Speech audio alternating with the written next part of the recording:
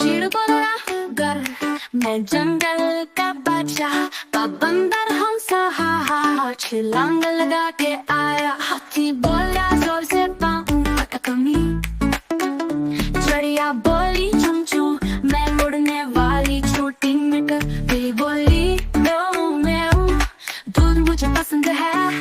गधा बोला boom boom, मैं सबका दोस्त हूँ, ये मशहूर है।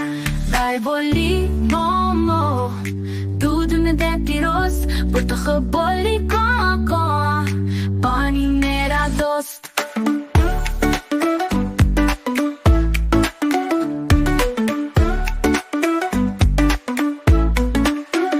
सबने मिलकर गाया नगमा, हम सब बोलते हैं प्यार। दोस्ती हंसी खुशी के रंग, यही है सबका प्यार।